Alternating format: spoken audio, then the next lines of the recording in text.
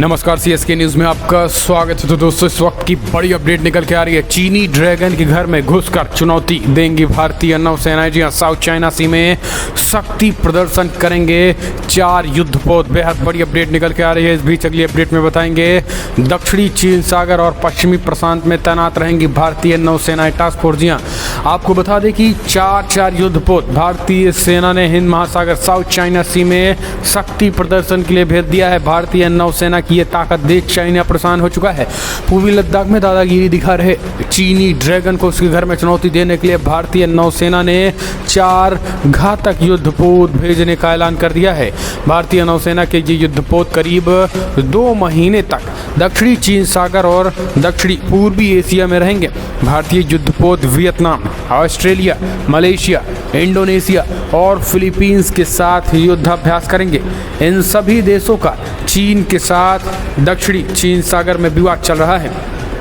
भारत जिन युद्धपोतों को भेज रहा है उनमें गाइडेड मिसाइल डेस्ट्रॉयर है, इसके साथ ही गाइडेड मिसाइल फ्रिगेट है, एंटी सबमरीन पोल्स और गाइडेड मिसाइल पोत है।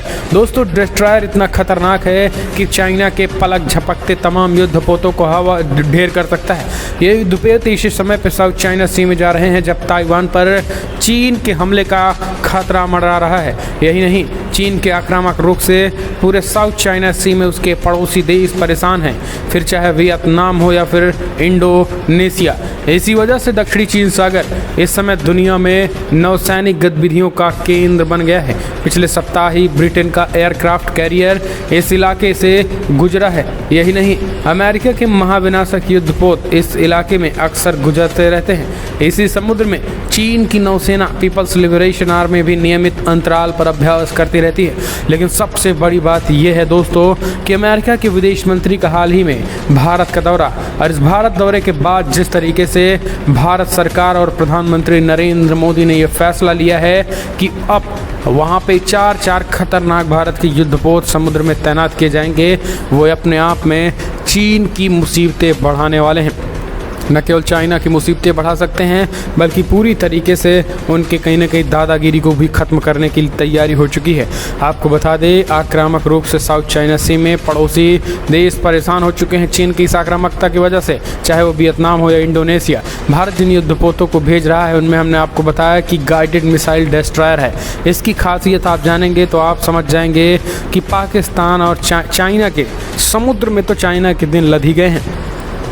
इसके साथ ही guided missile frigate, anti submarine पोत और गाइडेड मिसाइल पोत शामिल है।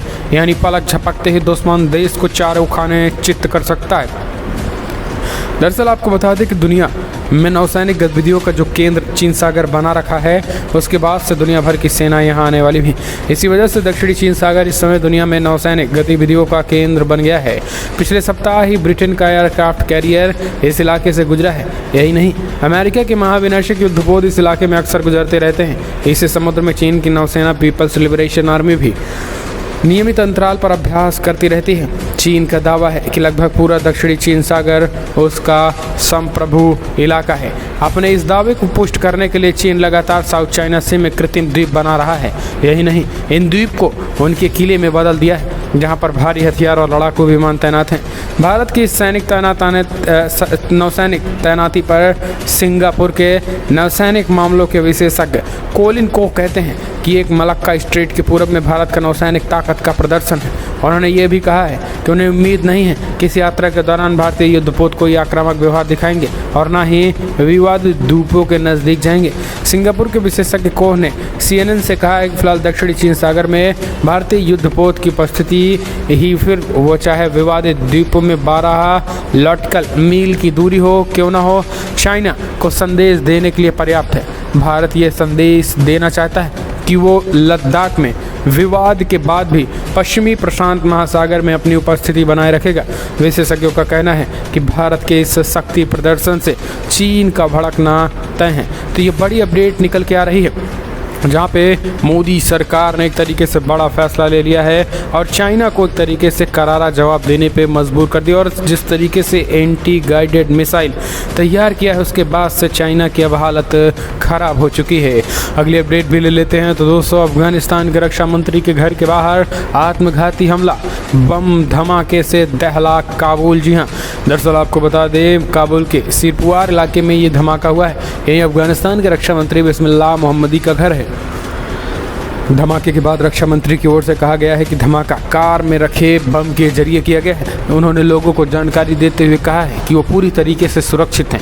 वहीं इस हमले की राजनीतिक जानकारी किसी भी संगठन ने नहीं ली है। आपको बता दें कि टोलो न्यूज़ के मुताबिक रक्षा मंत्री के घर के बाहर लगी कार में पहले धमाका हुआ और फिर गोलियां चलने लगी। बंदूकधारी हमलावर रक्षा मंत्री के घर में घुसने की कोशिश करने लगा। हालांकि जब यह हमला हुआ रक्षा मंत्री अपने निवास स्थान पर मौजूद नहीं थे। हालांकि आपको बता दें कि अगर देखा जाए तो सबसे ख़तरनाक सिचुएशन होती दिख रही है इस समय तालिबान में, क्योंकि तालिबानियों ने पूरी तरीके से हमलावर तेज़ कर दिया। और तालिबान, और सबसे बड़ी बात यह है कि तालिबान से लेकर के अफ़गानिस्तान की सेना भी आक्रामक है और एक तरीके से हम कह सकते हैं टकराहट की सिचुएशन जारी है।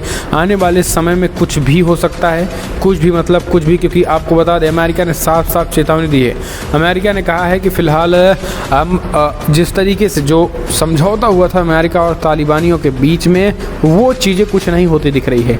तालिबानियों के बीच और ख़ास करके इन दोनों के बीच जो समझौता हुआ था उसके इतर सारा काम कर रही है ख़ास करके तालिबानी। यही कारण है कि अमेरिका की एयर स्ट्राइक भी लगातार जारी है और वो भी एयर स्ट्राइक पाकिस्तान के एयर स्पेस से जारी है। यानी पाकिस्तान में घुस करके इस तरीके की कार्रवाई ये अपने आप में नींद और हराम कर दिया है इन लोगों की। तो ये बेहद बड़ी खबर निकल के आ रही है। दोस्तों, आप इसे कैसे देखते हैं कमेंट के माध्यम से आप अपने सुझाव दें, क्योंकि दोस्तों तालिबान पूरी तरीके से आक्रामकता से आगे बढ़ रहा है, लेकिन तालिबान को रोकने की अफगान सेना भी कमर कस चुकी है और अफगान सेना ताबड़तोड़ हमले भी कर रही हैं। और यही कारण है कि अब इसका अंदाज़ा ये है कि तालिबान का कमर टूटती नज़र आ रही है। लेकिन अमेरिका का समर्थन भी अपने आप में एक तरीके से जानदार है। नाटो देशों ने ऐलान भी कर दिया है। नाटो देश के सदस्य इस समय तुर्की में बड़े पैमाने पर युद्धाभ्यास कर रहे हैं और ख़ास करके अफगानिस्तान की सेना भी नाटो देशों के साथ युद्धाभ्यास कर रही है। तो आने वाले समय में तालिबान की मुश्किल बढ़ेगी। ऐसा नहीं है कि तालिबान जो कुछ चाहेगा पूरी दुनिया की सेना देखती रहेगी, ऐसा कुछ होने वाला फ़िलहाल नहीं है, क्योंकि स्पष्ट तरीके से तालिबानी बड़ा अटैक करेंगे और तालिबानियों पर बड़ा अटैक होने वाला है, क्योंकि तालिबान का दिन भर चुके हैं और किसी भी कीमत पर ऐसा कोई सहने वाला नहीं है। अगर आप भी मानते हैं दोस्तों कि फ़िलहाल तालिबानियों के दिन हुए हैं पूरे, और जिस तरीके से भारतीय साउथ चाइना सी में भारतीय नौसेनाएं उतर चुकी हैं, खतरनाक हथियार उतर चुके हैं, उसे आप कैसे देखते हैं? भारतीय युद्धपोत वियतनाम, ऑस्ट्रेलिया, मलेशिया, इंडोनेशिया और फिलीपींस के साथ युद्धाभ्यास करने की भी तैयारी है। भारतीय नौसेना की युद्धपोत करीब 2 महीने तक दक्षिण चीन सागर और दक्षिण पूर्वी एशिया में रहेंगे। चीनी ड्रैगन को